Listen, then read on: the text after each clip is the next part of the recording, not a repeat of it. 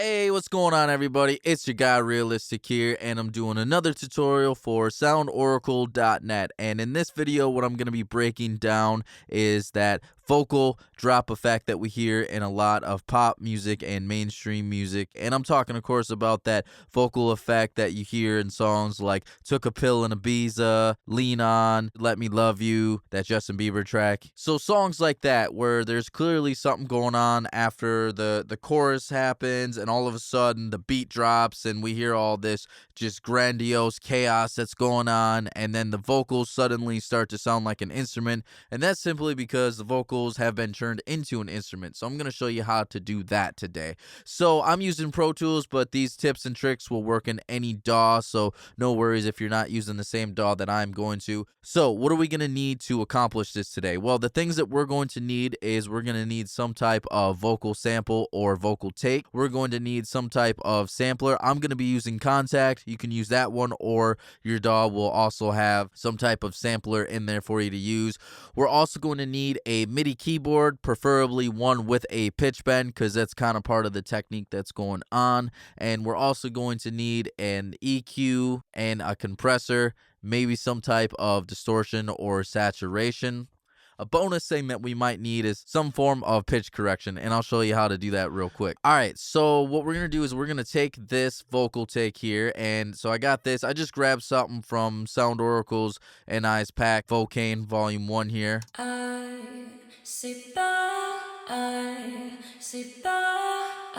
We're going to turn something from this take right here into an instrument. So usually what you like to do is you like to grab some type of vowel, some type of clear I or U or ah or ooh, something like that, right? And so I heard two in here. We got the I and we got a ba. So let's start with that. Let's go ahead, and what I'm going to do for this is we're going to grab two of them, and I'm going to show you how the two sound. We're going to compare them. So let's grab this I. And something that I like to do is I like to make sure that we're going to be like right on tempo here. So like I like to try to cut these off in either quarter notes or half notes, and that's kind of good for later when we're sampling thing. And then I'll kind of just fade them a little bit. I'll take this breath out a little bit. All right, cool. So we got a nice little short sample here. And then what I like to do for this, it's not like necessarily that you have to do, but if you do have some type of pitch correction software, it just can kind of help you get a little bit more spot on. With this, what I like to do is I like to add this into the pitch correction software. And what I like to do is I like to make sure that it's exactly on that note, since we're going to be playing this like a key. So now we got this exactly on B natural. So let's go ahead, and what we're going to do is export this here, and I'm going to turn this up a little bit so we got a little bit of volume here. All right, so we got I, and I'm going to name it B natural so we know for later what it is. And I'm also going to grab this ba. All right, now something that we're going to have to keep in mind with this ba is there is two pitches going on. Sounds like they're pretty close together, like maybe an F sharp and a G, but either way, that's something that we are going to have to pay attention to when we're replaying this, because sometimes when we're playing this as a key on the keyboards, like a regular piano, the two pitches might not always stay within key of each other, because, you know, we're just a half a step away, F sharp and G. So what happens if, you know, we play like an A, and then the next note, this ah of the ba, is playing some type of B flat or something, and that might not be in our key or whatever, you know. So that's something that we have to pay attention to. So let's go ahead and we'll just do little fades. All right, and so we'll put this into our pitch correction. Okay, yeah, so here we go. We got two different pitches right here, and they're pretty close, you know, but I'll still put them on just to make sure they're really even. But again, this is something that we're going to have to pay attention to, that this is going to happen every time that we strike this. It's going to play a half a step apart each time. So let's go ahead, and we're going to do this one too. I want to name this. All right, so now we got this going on here, so I can just make that inactive. We don't need that right now. So I made a really cheesy and lame attempt of a simple pop track here. I just took a percussion loop from Oracle Percussion Volume 2, and then I just grabbed some type of synth that I built some chords around. It sounded like, some pop chord progression, so it's nothing too special.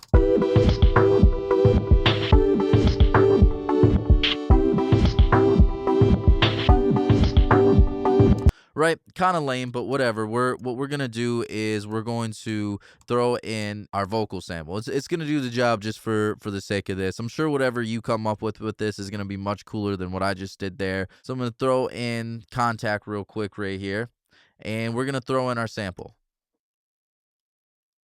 So let's start with our I, right? So there's a couple things that we gotta pay attention to. So if I hit C, it plays her note naturally here. So it's actually, when I hit C, it's actually playing a B natural. So we want to change that. On Contact here, all I do is I just grab this wrench, and it gives me all these editing options real quick here. And you do this in a lot of different samplers. You just want to go wherever your mapping editor here, and you want to be able to move it. So you can see the original sample is going to be triggered on C. We want to move that because we know this is a B natural. So we want to move this over. So now when I hit B natural, you can see the key down here. It's playing her regular notes, so that way it's in key. It's just like a regular old piano, so no issues there.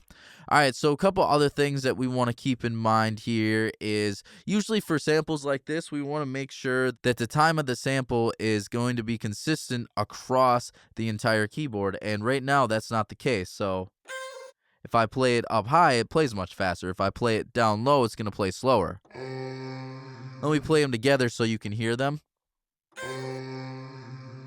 Clearly, the lower one ended a lot later and the higher one ended sooner. So we want to change that. And so change it to some type of time machine. Sometimes, like I know the samplers in Ableton automatically do that for you. On Contact, you just got to switch to time machine. And now let me play them both at the same time. And you're going to see that it stretches it out so the time is the same across the entire keyboard. See how those end at the same time?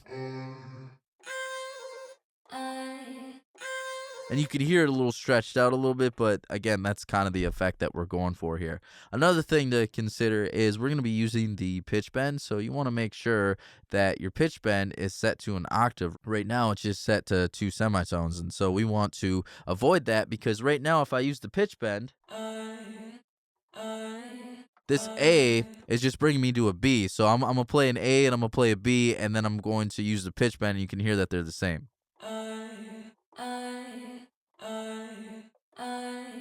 Right, so we don't want that because sometimes when we're using our pitch bends, it might not be in the key of the song. Like right now we're in E minor, so an A and a B could work. But if I play something like a B natural, when I use the pitch bend, it's going to bring me up to a C sharp. And I don't want that, right? So what I'm going to do is I'm going to switch this to be a full octave. Plus, it's going to sound pretty cool. It's going to sound all glitchy and digital. So let me show you that.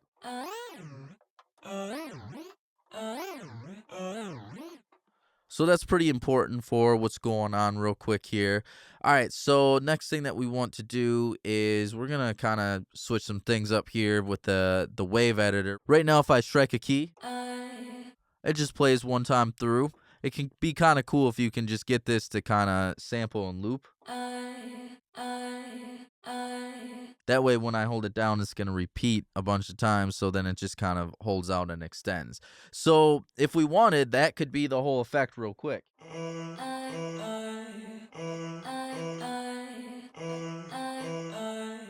Right, that could be the whole thing that we got going on. But there's things that we could also do to kind of make it even cooler than that. And that's stuff that we can do here with like grid mode. And we could kind of use this kind of beat machine here so it kind of stutters it. Sometimes you might have to adjust because this might be too fast, this 16th note.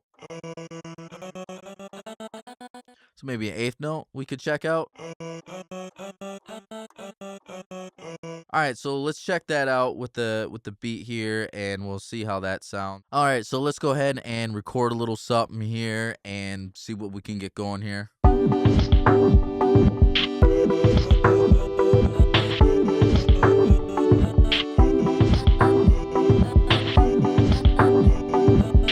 All right, so it's not like the coolest thing I've ever done. Definitely not as cool as what you're going to be able to do with this effect here, but we kind of get the point here. Let's go ahead and quantize this so we got something going. But we are going to make this a little bit cooler yet. So let's go ahead and mess with the pitch bend. All right, so what we're going to do here is, you could either use the wheel or you could like draw it in. So let's go ahead and we'll have both options. So let's play around and see what we got here.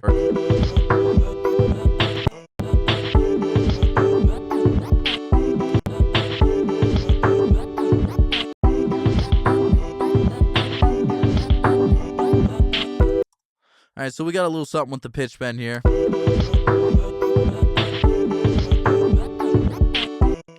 All right, we could also draw the stuff in too, and sometimes that can give you a little bit different of a effect. So too, it can kind of give you a little bit more rhythmic.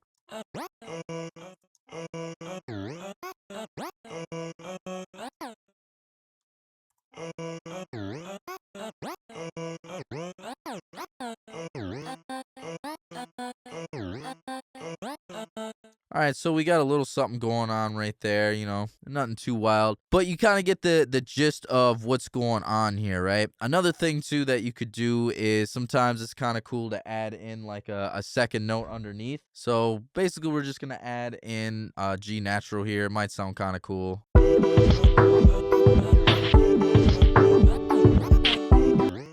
So you see with the two different ones, they sound different with how the pitch bend is working too. So let's go ahead and listen to these again.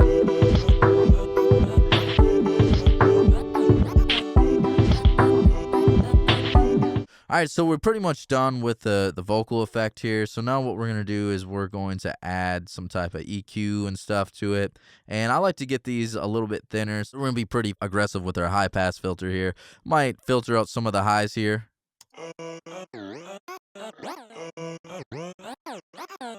And we'll really compress the hell out of this thing.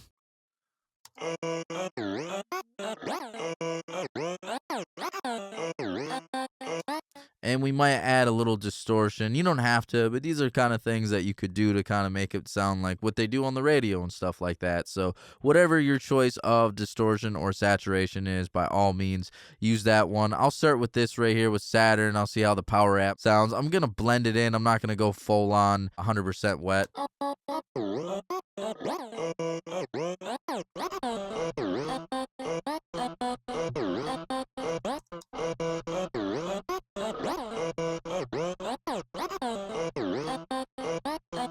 And then I'll add in just like a little bit of reverb going on with it, and that pretty much does the effect. And then I'll show you what it sounds like with that other sample that we grabbed. All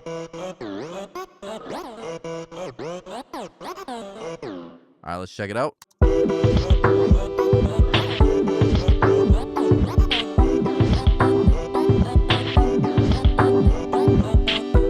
All right, so that's how it would sound like if we had the I of that vocal sample that we originally used.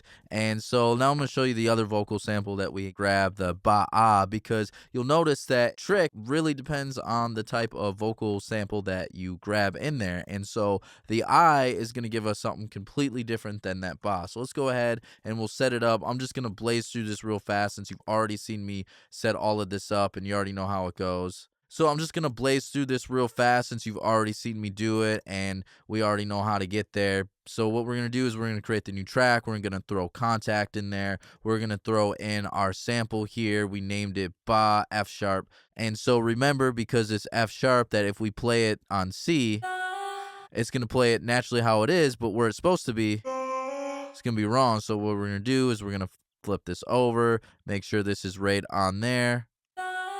Now we're exactly going to be in the key of where we need to be as far as mapping goes. We're going to switch this to Time Machine Pro so it translates as the same time across all pitches. We're going to flip our pitch bend to an octave so we're not out of key when we're using our pitch bend. Then we're going to flip over to Wave Editor, make sure that we have a loop going when we hold down the note. And then we're going to add in some type of beat machine and grid so it sounds all cool and choppy and modern. right? So we're all good to go there. We're going to throw in our EQ and our compression and our distortion on there, our reverb. So we're all set to go right there. Might lower the reverb a little bit.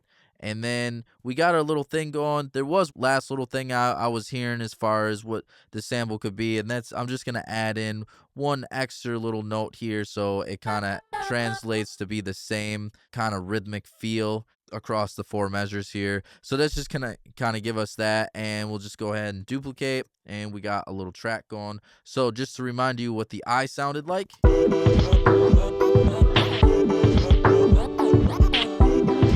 All right, and now let's go to what the ba is going to sound like. So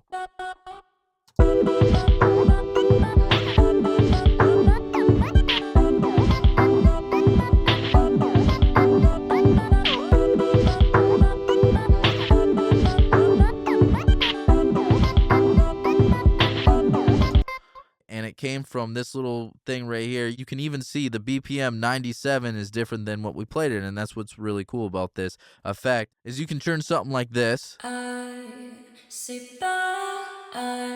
into something like this.